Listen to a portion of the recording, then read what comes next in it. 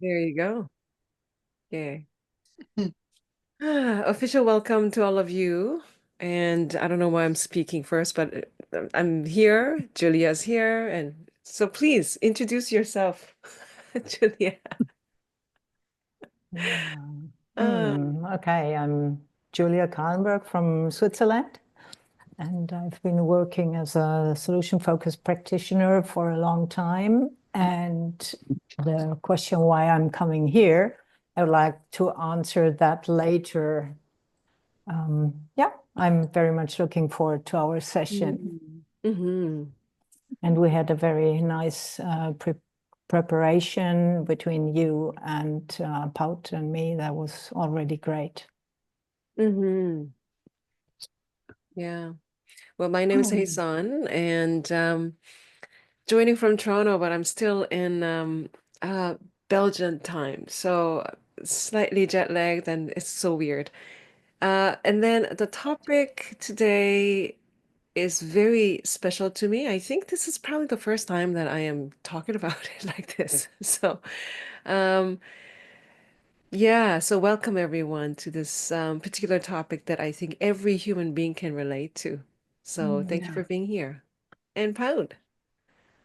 Yeah, Paut from the Netherlands. Um, and I guess we started talking about this, Hasten, after a personal experience that coincided in time-wise. And we felt it really helpful to have chats about the topic and soon realized that having this SF background has played a role constantly. Mhm. Um, and then we said we should do something with that, but that never happened, being busy as we always were. And then it was Cathy, I think, who said, please do something with it in SF24 because she'd heard about it. And I met Julia, who happens to be very knowledgeable about it, and she has done something with it, very productive. So I'm sure you'll want to talk about that. So it was great getting together, the three of us, and in our joint wish of, um, well, that this could be a topic that it could be much easier to talk about so that it's more recognizable and manageable in various environments. And I don't think we have a very clear idea about how we're going to go about this, but I'm sure it will lead us somewhere. Mm. And I think one of the ideas actually that was um, people have good reasons for coming to a session like this, like all of you. And Mm. also for three of us to host something like this, we have a good reason too. So Mm.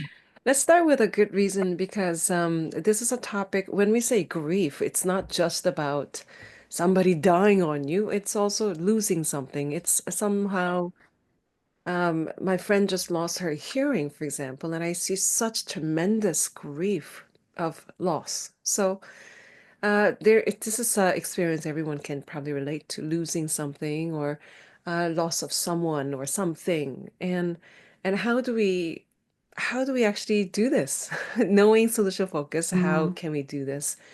And I think for me, there was this beautiful art installation that I was researching about grief a long time ago when I was going through it. And then there's this beautiful artwork by Candy Wong, I think. And what she did was she started with a very simple question. How do people deal with death? And she simply wanted to like see what people will do. So then she installed this big blackboard in a city center, like street corners. And big board, it says on the top, before I die, I want to. And she just had Mm. lines like that. And it's just there, inviting people who are passing by to fill out something. And she didn't think anybody will actually engage with it because it's in the middle of a public space with a big blackboard that says, before I die, I want to. And I will show you some examples of that, that she was completely overwhelmed with people, and it's a chalkboard. And children to all the way to like older people, everyone just came to the board and they started to write. and write over somebody else's and respond to somebody else's responses. And then now she installed it in so many different parts of the world, and it was the same response. People were overwhelming. Their overwhelming responses of before I die, and some responses were like, I want to travel the world, all the way to I want to reconcile with my brother. I want to confront my abuser. I want to, so the list went on. Mm. And it was not like a light bucket list. It's before I die, I want to. So I was really inspired by that. And I think it's a healthy practice to think about something like that. Before I die, I mean, what would you like to do? And it gets right to what's important to us. So that is I guess that's my invitation to all of us to think about. And that's my good reason for wanting to do this with Julia and Pout. So please feel free to put it in the chat box, your good reason for joining as well. But yes, Julia, may I actually ask you that question too? Your good Yeah, reason doing this? yeah. Thank you so much for this, for asking what's my good reason to to join this session with you. Well, my good reason is when my father was diagnosed with lung cancer, and when he was yeah, telling me, Julia, I can easily go. He didn't want any treatment anymore. So I was so happy to have had the opportunity to have learned from other people before, because then I could relate to other people's experiences, and I will make this concrete and tell you whom I learned from and whom I'm so deeply grateful for. That was Björn Johansson and his wife Eva and his whole family. From Sweden. He was diagnosed with cancer 10 years ago. And in their family, they did something so beautiful. They talked about their preferred future, about Björn's best summer ever, which was his last summer. It was very clear in the beginning of summer that that would have been his last summer. So they started with this Björn's best summer, imagining that the summer is over, he had already gone, and what are they happy with, and so on. That was one thing I really learned something from, and they communicated with the help of Mark McCurgo. They communicated to the whole list, SF list of solution-focused practitioners very openly, and Mark invited everybody to still write something to Björn, what they appreciated about him and his work. And when my father's passing began, I took these two examples and exactly did the same in our family. And it was so beautiful, and it helped us so much. So that's why I'm here, because I learned from other people how they deal with death and dying and grieving. And I'm ready to share my experiences as well. And I'm curious to learn from you. And Pout, good reason for you to be getting here and host the space. Um, I wasn't aware of Björn's full story. I was aware of him, so I learned that later from you, Julia. But we share some similar experiences. My husband wasn't the person to be very happy with getting lots of praise and compliments. He came from a very different kind of culture. He was more like, I'd like to experience as many seasons as I can, and just do something that I've always loved doing, go bird watching and going on outings with you and with the family as much as we can. And so it wasn't very far stretching, but I found that using everything that I'd learned from being in this solution focused community, I could put to very good use to doing just that. and going about life as normal as possible, and still making it meaningful. And um, so many people have said later that that was inspiring, and I thought, oh, it would be so nice to dive deeper into what are helpful elements in that, and how could that help us all to deal with this.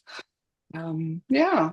And I've just seen in the chat that Hetty is talking about living loss as well, something you mentioned. It's not always about death, it's about losing a favorite job, or having to move across country and leaving the life that you knew. It can be about so many things. So, yeah, I guess that's my main reason. And I think things How like about death, you? I think it's weird because when we think about grief, I think often the topic we talk about is somebody dying and so on, but I see people grieving around me so much more, maybe because I am now attuned to it.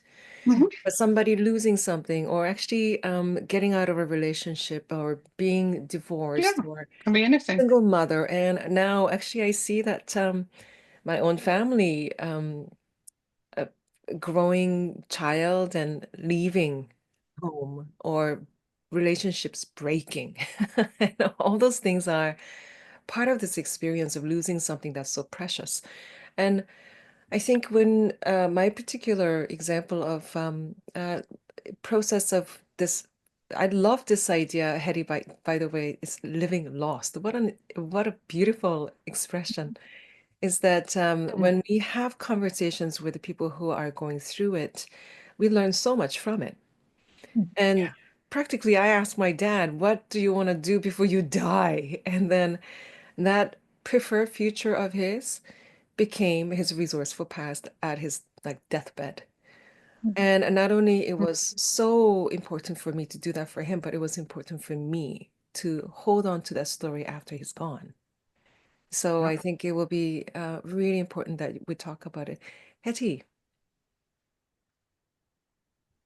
Yes, I especially draw it a living loss down because it's in my private life. My mother is having starting with Alzheimer, so I have a lot of conversation with them and with my father, and that I think I describe that as living loss because I'm losing my mother slowly, and he's losing his wife slowly, but also I working as a family therapist, and for example, I have a mother who is very ill.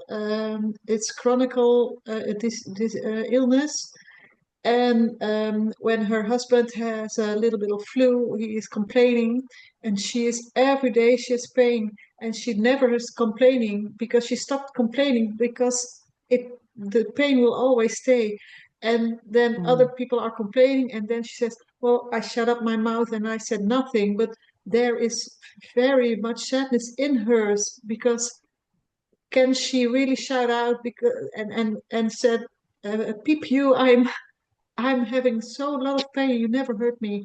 So, and that's she don't want to complain, but that's the part of her is a lot of grief because she can't have a normally illness, a little bit of flu.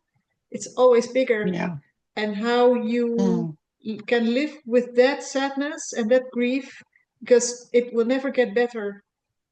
And her husband has a flu and he's getting better in 2 days. But also when your child is diagnosed with in my work with mostly with ADHD, there's also a little bit of grief because there are a lot of questions. Can he learn this or can my child learn that? Of have I done it well for so far?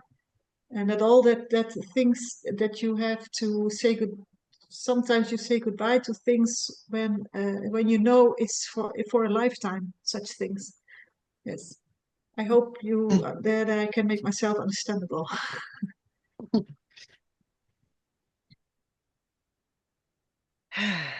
And this question is also something that we were talking about, Judy and Paut, is that everyone does it differently. It's the idea of grief is so Yeah. private and so public Yeah. at the same time. And everybody knows that, you're going through, but then the experience of it is so private. Like Hetty, as you talk about it, no two families are the same, or they experience it the same way, or they express it the same way. And especially when I think about families that I work with at the Children's Hospital, parents who were given the terminal diagnosis of their children. And I cannot even imagine. But every single family I see them do differently. And this is also a question to all of you, but I'm going to start also, asking, Paut and Julia if it's okay. And as you were, I don't want to say going through it because we go through it every single day, but what helped you? What helped you? What was helping you? As Julia was saying, remembering somebody doing something or hearing from somebody. I mean, for me, it helped me to connect with you, Paut, actually. When I especially understanding my mom's grief, because she lost her husband of 48 years. I don't know what that is like, but I know what it's like to lose a father. So I didn't know what to do with my mom. But then, like, talking with you really helped me to understand that grief is embedded, like landmines. So every part of your mundane day to day, there's that landmine of memory, and then you don't know when you're going to break down. So what helped? What helped, Paut? Ooh. There's so many aspects in your introduction, because the one thing that I'd like to respond to first, if that's okay, is grief is not only very personal, but I found that in that process after losing my husband, you grieve differently with different people, as it were. Uh, like, yeah, I lost my partner of almost 45 years. But my children grieved for their father. And I could not grieve in the same way with them as I maybe wanted to or needed to. I needed to sort of cut my grief into different aspects because they needed me as well. So and we talked endlessly about those triangular aspects, didn't we? And I found that fascinating. That is not something that helped me, but that was a realization afterwards. I had never realized that. I thought grief is grief, but it's not. It's not even within the same person. It's not the same all the time. Because my mother grieved for him because he was like a son to her. She's known him as long as I'd known him. That's okay. Yeah, that was interesting. But if you're asking what helped, um, what really helped me is this very SF question of how will I notice that despite all this, I'm having a good moment or a good day, or I remember the first period after his passing, that I would lie in bed in the morning with my eyes closed thinking, how will I know that even before I open my eyes that somehow I'm going to get through the day? And that was a very helpful question. Yeah, and experiencing from very close by that even not knowing the answer or not even thinking about it consciously during the day, the next morning when I asked myself the same question, I realized what I had noticed the day before. So somehow that was a build-up. So these tiny things. Yeah. And we all do it differently, eh? Oh, we do. Yeah. And I remember my mom actually telling us for the first 6 months, my mom was asking all of us, three of us, can you tell me a story that was like a knowing memory of your dad? So I'm like, what? Yeah, that was That's so what you fun. want to do? And she's like, please tell me something that's like really like bad, like when he made you angry. And I was like, why? And she said, it will be easier. It will be easier for me. Isn't that so weird? Julia, what about you? What So helped you? what helped me? I think one very important thing was I did not want to overcome it and push grief back. So I tried to accept it, that it is there, and it's no use to push back. And I tried to reach out to others, talk openly about what happened. And in the family, we did this, what I learned from Björn and his family, we talked about the preferred future and really came up with a big poster with a flip chart, which we created together, putting down there what we wished would happen, what we needed. We talked about our personal needs, what would be helpful for us, and talked about that.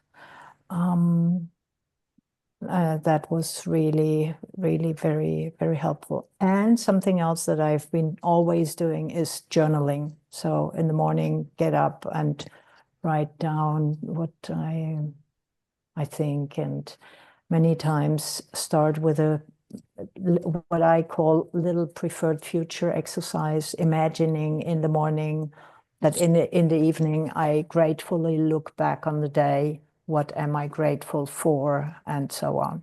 So that's the tiny things that helped.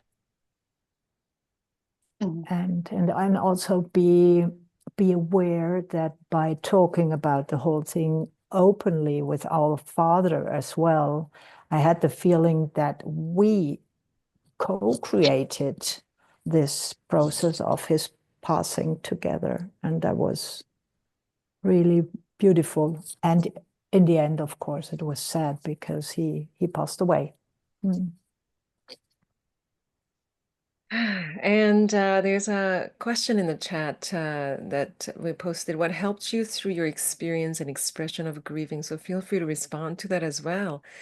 And I guess that journey of like feeling so alone in this grief that I actually felt like nobody understands this. And then that's the time that we don't want to connect with other people. But what helps is connecting with other people. So then what was so helpful for me is that my church community actually they sent these little booklets. And this particular time that I got this booklet, that was around the 6 months time after my dad passed. And that's the time, it's weird. We put this, I mean, Julia, as you're talking about, you don't want to, rush grief or push back or anything, but then we put that pressure on ourselves that, oh, by this time we should be better. Like, who has that timeline? But somehow we put it on ourselves. And I remember by 6 months, I was like, okay, it's already been 6 months. How come I am not better? How come I am actually even worse? And I just didn't know what to do. And then I got this booklet and I opened the booklet. The first line of that booklet was, by now, you might be pressuring yourself to be better. And then I felt so understood and I just wept. I cried and cried.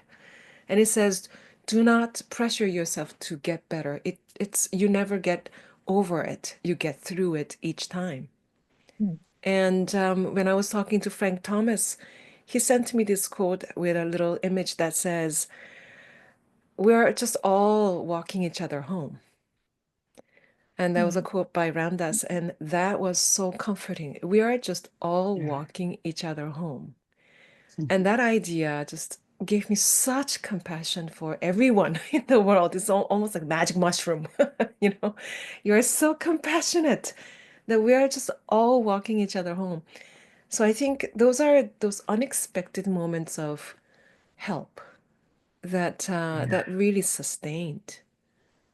Okay.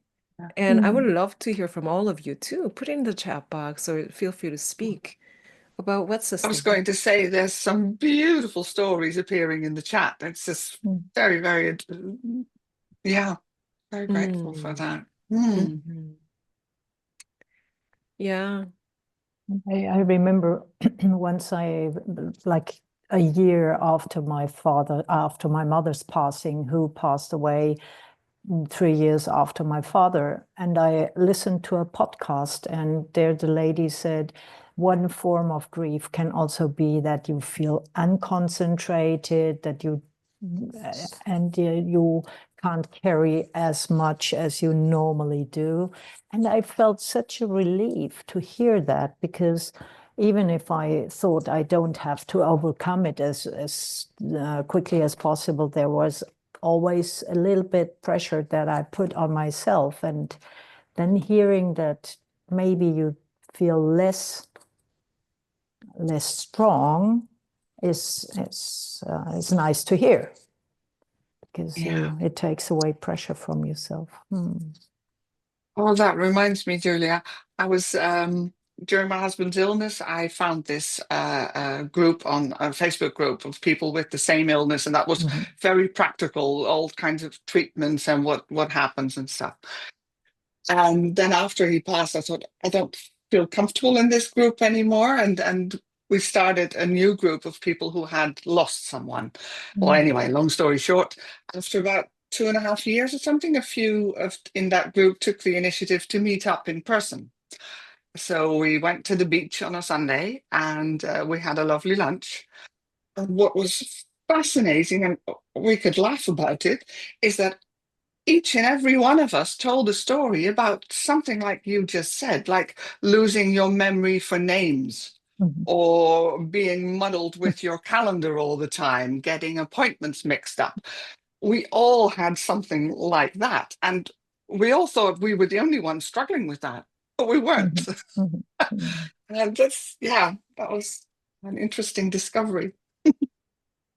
Yeah. And Yeah. one example that comes to me also as I look at the chat box here is that I think we're much better. Well, not that better, but we're fairly okay with talking with the people who lost a loved one, like humans. But then I also remember when my dog died. Oh, yeah. Some of my friends didn't even know Oh, what to say. So I know. when I put it on Facebook, I actually had to quickly take it down because comments were so hurtful. I know it's coming from a good place, but some comments were like, "Oh, time for another dog." I'm like, "Oh my gosh, I am going to defriend you." And Yep. my really closest friend, she didn't know what to do, so she told me later she had to Google it. She had to Google how to comfort somebody who lost their pet. And Yeah. for all of you who actually has experience, and then I really like feel this pain. I saw a couple comments in the chat box, and Tammy and Laura, my heart aches for you. And I Yeah. think when it comes to how do we respond to people who go through it, even after my experience, I still don't know like clearly how to respond when somebody is going through grief. So I think Julia and Pat, you probably have also experienced some hilarious moments when people say something, do something out of good heart, out of good place, and then it just lands hilariously. And in the moment that it lands in your ears, you don't even find it hilariously. You're just hurt. And what I realized can be quite helpful, that you allow yourself, that you don't need to have the right sentence to say to a person. And that's why I would not recommend to people, if person A says this, you answer that. I would rather say that it's also okay to say, I'm so deeply touched that at the moment I don't know what to say. I don't have words for that. And maybe this opens another conversation, or is a door opener for another type of conversation. Yeah. So that's something that I learned, and that I'm trying to do. Really show yourself vulnerable when dealing with people who are in a difficult situation. I see Hetty raising her hand. Yes, about the reaction when someone has a lost. My best friend, the mother of her husband died in a moment, and a few months later we talked about how many cards they received from very much people, and some cards are only with a name or only with a few words. And she says what where she was surprised about were the cards with a little story about that woman, or Yeah. about, for example, I know how you talked about your dear beloved mother, and that I learned so much about it, because when I send a card or I have a conversation with someone, I always try to, I know, oh, I remember how you talk about her, or when I wrote a card, oh, I remember that moment on that holiday, or I remember that moment on that birthday. He smiled at me, or I can remember his voice, or and then also write the name down of that person. That was, yeah, I never forget that, and I always try to translate it for in the moment when I want to talk about, have a conversation or write a card. It makes, for me, it makes a lot easier, and I know it helped my friends, so I trust that it would help another way, because it's always from out my heart that I do that. Yeah. Thank you. And Yeah. Haesun, you ask me of situations that I had when people talk to me in a certain way, and we haven't asked Paut yet. Paut, have you had situations like that you experience, Ooh. and you would like to share? Okay, I was hoping you'd skip me, because now I have to confess that I guess I blocked them. I'm having a hard time remembering those. I'm sure they've been there and I've dealt with them, but I have a hard time remembering. Yeah, yeah, yeah. That's interesting. It's more that the situations I found toughest was seeing other people do things. I had a close family member getting married later in life, 6 weeks after my husband passed. I couldn't cope with that.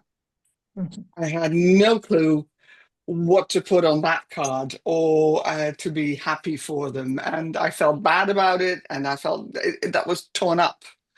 So it's more like and they had that planned for I don't know how long. They just didn't dare to tell me. Of course they couldn't. So there's this mix of trying to be understanding and then at the same time be hurt and be angry. And but how did I respond? I think I sort of shushed. Yeah. And I Yeah. think it's those surprise moments when you didn't expect it, Yeah. right? And it kind of comes like that. And I also remember going to this conference in Amsterdam, and I mean it's been like 4 years. So it's like, okay, I'm sitting in the audience, and during the break time, they brought out this beautiful classical musicians and they were playing. Now, I didn't expect this. So it's a break time, or it's not right before the break. We had violin and piano, a singer. They're playing together, and they happened to play this particular song that was my father's favorite. It's in the list of his 13 songs, and I had not listened to any of his playlists for 4 years because I couldn't. And then that was the first time that I heard that piece. Now, if you can imagine, Bev, you're there. I think Pout, you're there too. That it's a conference and they're playing, and I'm sitting in the front row, Yeah. and all of a sudden it attacked, the grief attack, and I'm just crying and crying, and then I don't have a tissue, and it's in the middle of concert. I cannot leave, and Hmm. practically I just turned around, and I think it was Kati or Su Young who's sitting beside me, and I said, "Do you have a tissue?" And then at that moment, I just such attack when that happened. But then, it was so sweet for Sue. I think it was Sue who actually said, "Oh, I wish I had one." And she actually joked. And it was so proper and fitting because she said, "You can use this. I only used it once." Mm. And I thought immediately I felt so comforted. And like surprise attacks and surprise comfort, I think it's all around us. And I remember the very morning of my dad's passing, my two of my close friends, they came to my house. They didn't know what to do. You know what they did? They just went to my kitchen and they cleaned out my fridge. Mm. That would have never crossed my mind Yeah. to go to somebody's house and clean their fridge as an act of service. But that was so practically helpful. So Yeah. I think some of the things that I think I would like to also ask all of you is after you experience loss like that, something changes in us, for us, with us. And what are some changes that you have noticed? Maybe the way that you think about death or dying, or the way that you approach your life, or something, maybe a habit changes, something that changed for you, Mm. right? Or something that made the change, or the difference that that made a difference in a way, if I can pose that question. And maybe a small story is that I noticed that my mom was declining very quickly after my father passed. And she was in an emergency department 3 times in 8 months or something with a serious heart issue, like heart broken. Mm. And I didn't have time to grieve because I was in such fear of, am I going to lose my mom too? So seeing her decline like that, and it was such a difficult time. And then one of my students actually, he gifted me this puppy right here. And after Mm. this puppy came home, I saw my mom completely do this turnaround. And there's this cultural belief that people come back. Incarnation is it's an interesting cultural belief, but it's but we don't believe that, but it's more like a wish that my mom almost every day says, "Did you send her or did you come back as her?" So Oh, she looks at my yeah. dad's photo and she says, "Did you come back as her or did you send her?" And it's just that I see this like almost immediate turnaround, and she's doing so well. And I think I see some of those differences that made a difference. And yeah. So what about you? Kind of like, what do you notice that's different about you, with you, for you?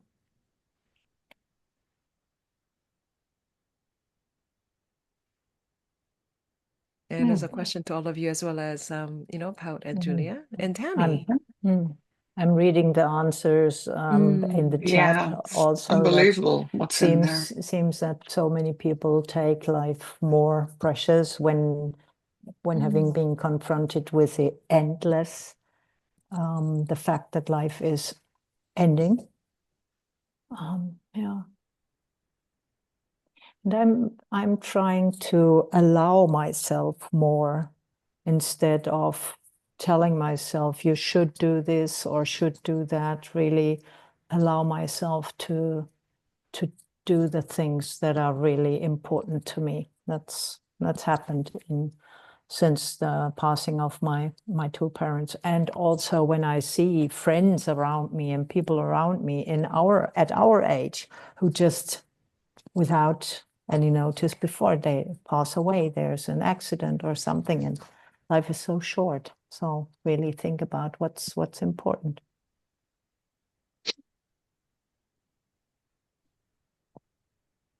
I noticed Tammy's hand is down, but maybe she'd like Yeah. to say, 'cause Yeah, I already posted in the chat, but I just want to reiterate here since you yeah, invited. sure. When I put my cat down just a few weeks ago, I remember my friend told me when my grandma passed that grief will just kind of pop up, and I love how you said grief attacks. So I remember when my grandma went died a few years ago, and I never cried. It's like, oh, grandma, not a big crier. I'm like, oh, I'm so grateful I had grandma 91 years, right? So instead of Mm. like crying at the loss, I'm like, oh, thank you, Lord, thank you, right? So when my cat passed, and I know, how could she not cry for her grandma, but then she cries for her cat? Mm. But it just talks about my development. So I remember grief attacks, grief happens. And so whenever I felt like a little sniffle or a little like choke up, I was like, I let it out instead of like, nah, I'm okay. And that was so important for me. And it was so soothing and calming for my soul that I just let that emotion come out instead of stuffing. So it was an important life lesson for me personally. So I wanted to share that change of grief that you had mentioned. And how do we socialize grief? Yeah. Yeah. Wow. I would quickly like to come And back to these grief attacks, because you talked about that, Haesun, and I saw it already a few times mentioned in the chat. It's again, I think grief is not in different phases, and then one day you overcome it. It's for me, it's more like waves, and accepting that the grief attacks may come back. For example, I was for 3 days now in Ticino with a friend of mine in the southern part of Switzerland, and the smell of the plants there reminded me so much of time that I had spent with my parents there, that I suddenly began to cry. I mean, my mother passed away two years ago, and it was like I would say it was like a wave, and I let it happen. I had one the other day. So my husband was an avid bird watcher, and I always used to joke about how we could be on a very busy motorway and lots going on, and out of the corner of his eye, he would see exactly what type of bird would be flying there. And last week, I had my 2.5-year-old granddaughter in the back of my car, and we were driving along, and all of a sudden she said, "Look, Grandma, geese." I thought, what? She was right. And the very speck, and there were geese, because he taught me how to recognize them. And that's when it kind of hits you that this child that he would have loved to teach about these things apparently has the same way of noticing stuff and enthusiasm. And that's when it kind of hits you right between the eyes. Yeah, it almost takes you by surprise. I see Beverly's hand up, Hasten, and we're kind of nearing the end. So we need to think of a way to wrap this up. And there's so many beautiful things being said and asked in the chat as well. I have no clue. I just want to say, Mhm. when my father died, there's one thing. We're not a religious family, but when you die and you're Jewish and you have a Jewish community, you know what to do, because there's the person who comes to take the body. All your friends know what they're supposed to do. You have your 7 days, you have your 30 days, you have your 6 months, you have your 11 months, you have your year. And you also have an opportunity to go to a synagogue every single day and be with other people who are in mourning. So you're always living with other people who are mourning, and they do the service, which wasn't that meaningful to me, but you sometimes have lessons, and then you have breakfast together. But you all know that someone has died in that family within the last year or the last 2 years. And some of those men were like my father's age, and they had lost their wives. And so that was a nice community for me. And so I went like once a week for 2 years, which was very healing for me. Beautiful. Thanks for sharing. Yeah, amazing.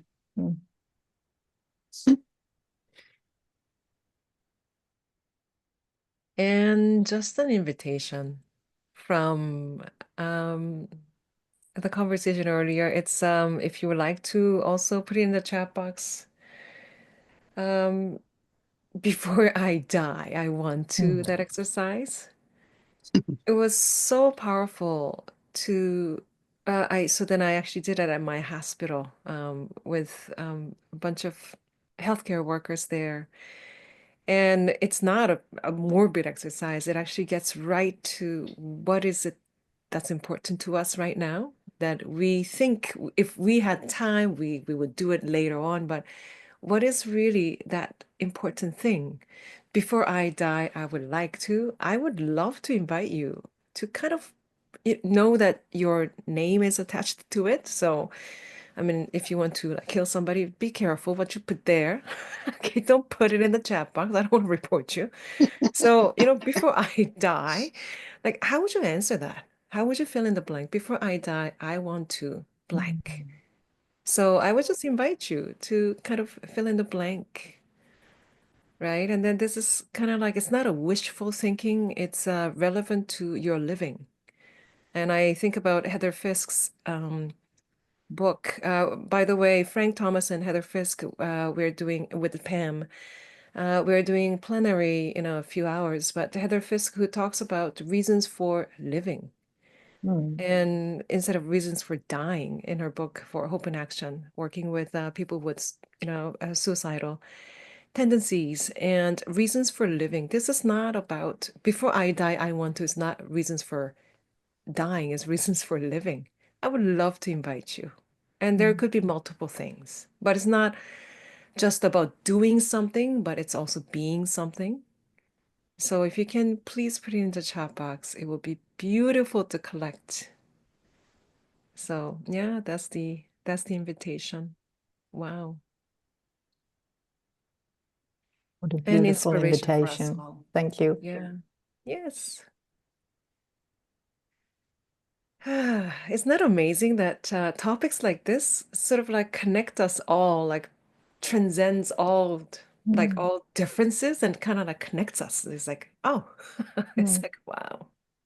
And when Haesun first mentioned this, before I die, it immediately came to my mind the book of Bronnie Ware from Australia. She wrote about regrets of the dying, and she mentioned, for example, I wish I had the courage to live a life true to myself, not the life of others, or I wish I had the courage to express my feelings, or things like that. So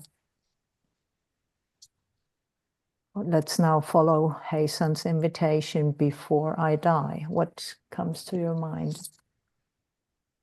Just put it in the chat. Pouring in.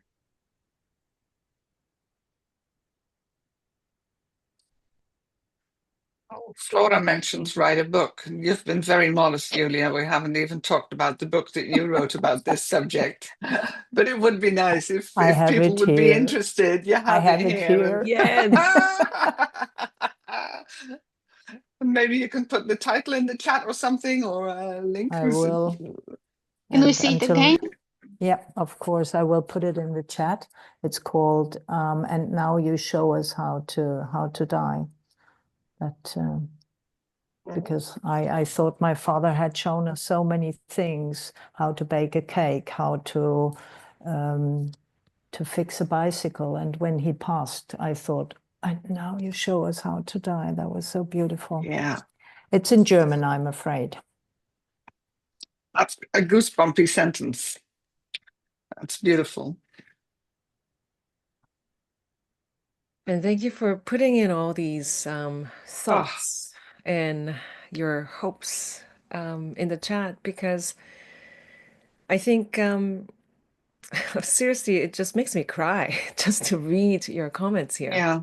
And I think it's it's beautiful and also so inspiring, and I think it connects us so deeply. And I would say this is not small talk. I mean, if you're invited to a wedding or something, don't ask people, what do you want to do before you die? I mean, so it's not necessarily.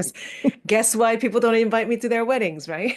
Because I sit down at their tables and I say stuff like this. What do you want to do with your life? Right? So, but I think this is worthwhile to have conversations really with your loved ones, your best friends, and people that you just you see each other with, often we do small talk, but I think this is such a worthwhile conversation.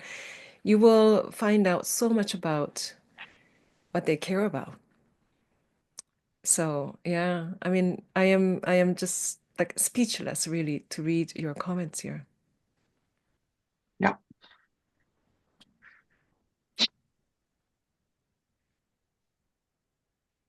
And it could be before, you know, I die, I want to, but also I sometimes actually think about it.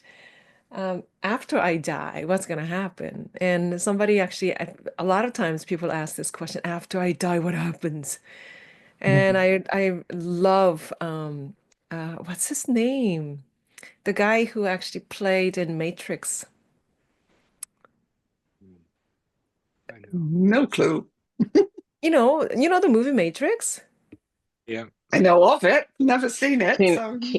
Keanu Reeves. Oh, Keanu Reeves, Keanu yes. Reeves. Ah. Keanu Yes. I Reeves. love that guy. And then Oh, he actually, in so the chat. everybody answered from self-centered like place of, oh, it's gonna happen. Like some people say, I will go to heaven or whatever. But then Keanu Reeves, when he was asked, what's gonna happen after we die? He said, well, people will miss us. Oh, And I thought, wow, people will miss us. And what would they miss most about you? And I thought that's such a beautiful way of recentering. What would they miss about me? And I think for me, before I die, I want to clean my house so that other people don't have to clean after me. There's so much stuff in my house, in my garage. So it could be so practical like that. My wish is when I die, I want to leave just a suitcase of my belonging. And that's really my wish. Yeah. Hey, other thoughts or, questions or curiosities or insights in the I'm chat just box? reading something from Matt Cameron in the chat. Yeah. This chat will be a book. Wow. And it's such a resourceful chat that we are collecting here with Yeah. all your contributions, with your questions, with your answers, with your thoughts. That's amazing. Thank you so much for that. I feel deeply touched and Yeah. enriched. That sounds like good words for a closing. I couldn't agree with you more. Beautiful. And Yeah. so good to see so many of you here. Yeah. Yeah, and hopefully see you, all of you in person before I die. Let's do that. Yes. It's Yeah. been Thank it's you. been a week ago, Haesun. Yeah, there you go. Thank you. Thank you everyone Thank for you all so joining. much. Thank And you. Thank enjoy you. the rest of the conference because there's much more to come. Thank you. Thank you, everyone. Thank you. So sweet. Ah. Paut is so interesting, eh, Julia? I am, after all this, I have such a much easier time saying I love you to people too. Yeah. Yeah. Absolutely. And genuinely, I feel I love you. Oh. Mm. Likewise. Yes. Yeah. Thank you everyone for joining. Yeah.